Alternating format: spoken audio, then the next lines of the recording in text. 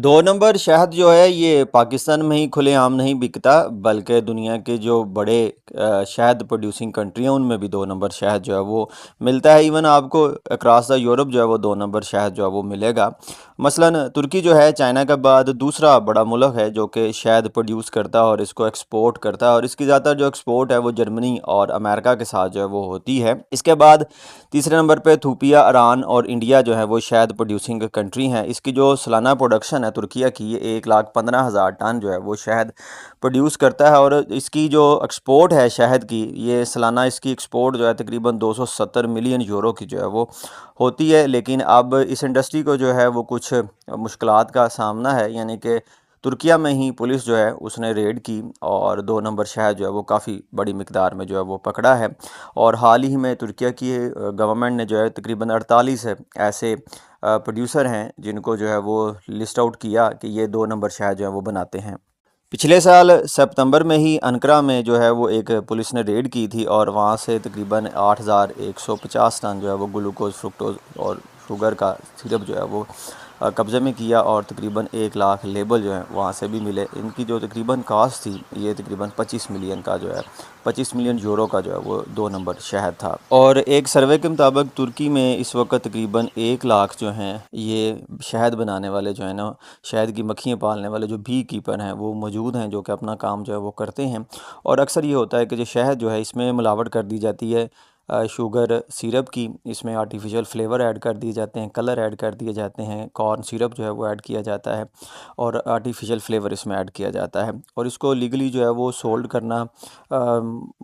इसकी कह लें कि जो लेबल होता है, लेबल का जो लॉ है वो वायलेट होता है कि आप इसको हनी के नाम से जो है वो बेचते हैं, हालांकि ये आपका कॉर्न सिरप या शुगर सिरप जो है वो होता है। और अनकरा क्योंकि कैपिटल है, वहाँ पे ही जो है वो शायद प्रोड्यूसिंग का ज़्यादा काम होता है। इवन के दो जो बहुत बड़े इसके इस इंडस्ट्री के जो है वो जाइंट थे, वो भी 2 नंबर शायद जो है वो बेच रहे थे, और सुपरमार्केट की चेन्स के ऊपर रख के जो है वो इसको बेच रहे थे। इससे ज़ाहिर है जो तुर्की की ये इंडस्ट्री है इसके ऊपर जो है वो क्वेश्चन तो उठेंगे कि भाई 2 नंबर जो शहद है वो आपके मुल्क में काफ़ी ज़्यादा आम है।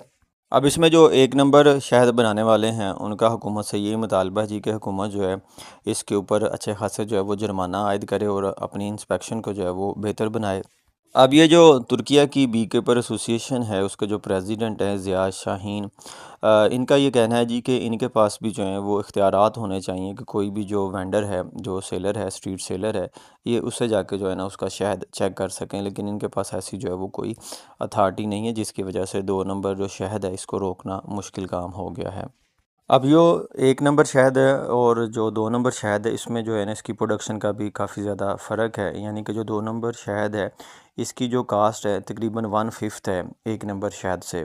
और इसी तरह से इसकी सेलिंग प्राइस जो है उसमें भी फ़र्क है। यानी कि जो 2 नंबर शहद है ये आपको तकरीबन 1.60 यूरो का जो है वो मिल जाता है पर केजी के हिसाब से, जबकि जो रियल शहद है इसकी जो कीमत है वो मिनिमम 8 यूरो या इससे ज़्यादा होती है। तो इसकी अफोर्डेबिलिटी जो है ये भी एक फैक्टर है कि महंगाई के दौर में जो है गाहक जो है उसको सस्ती चीज़ जो है वो ख़रीदना ज़्यादा बेहतर लगता है। इसलिए 2 नंबर शहद की हौसला शिकनी करना जो है वो भी कोई इतना ज़्यादा कारआमद साबित नहीं होता। और ज़िया शाहीन का जो है वो ये भी कहना है कि तुर्किया से शहद पहले जो है वो अरब कंट्रीज़ में जाता है और फिर वहाँ से ये जो है all over the world export कर दिया जाता है, जहाँ से ये यूरोप और अमेरिका की मार्केटों में जो है वो पहुँच जाता है। पिछले साल फ्रेंच अथॉरिटीज़ ने कोई 13 टन जो है वो 2 नंबर शहद पकड़ा था, जिसको वियाग्रा के ट्रेड नेम से जो है वो बेचा जा रहा था। और इसकी जो सप्लाई चेन है वो तुर्किया से, ट्यूनीसिया से और थाईलैंड से जो है वो ऑपरेट कर रही थी। इसी तरह से 2 साल पहले 2023 में जो यूरोपीय यूनियन है इन्होंने अपने यहाँ जो शहद था उसका जो है वो एनालिसिस किया, तो पता चला कि 46% जो सैंपल हैं ये मिलावट शुदा हैं, और 15 जो सैंपल तुर्किया से थे इसमें से 14 जो सैंपल हैं वो मिलावट शुदा थे, और सिर्फ एक सैंपल जो है वो प्योर शहद का था। इस तनाज़र में अगर आप देखें कि रूल ऑफ लॉ स्टेबिलिटी जो है वो तुर्किया में पाकिस्तान से कई गुना जो है वो ज़्यादा है। तो अगर आप अपने पाकिस्तान के हवाले से देखेंगे तो फिर तो इन्ना लिल्लाहि व इन्ना इलैहि राजिऊन वाली बात है कि यहाँ पे जिसको भी आप तोड़ेंगे वही अंदर से सुरख निकलेगा। यानी कि तकरीबन आपको सारे के सारे जो सैंपल हैं वो 2 नंबर ही मिलेंगे। असल शहद वही होगा जो ख़ुद आप अपनी निगरानी में छत्ते से उतरवाएंगे। तो असल शहद के लिए कोई बी फार्मिंग जो है वो करवाते हैं कि लोग अपने घरों की छतों पे बी हाइव जो है वो रखें, कोई पौधे वगैरह जो है वो लगाएं, तो शहद जो है वो अपना होम मेड जो है वो तैयार करें। इससे जो हमारी एरिड एग्रीकल्चर यूनिवर्सिटीज़ हैं, जो एग्रीकल्चर से रिलेटेड यूनिवर्सिटीज़ हैं, इनको आगे आना चाहिए और इसको जो है वो कुछ होम स्केल पे जो है वो मुतारफ़ करवाना चाहिए।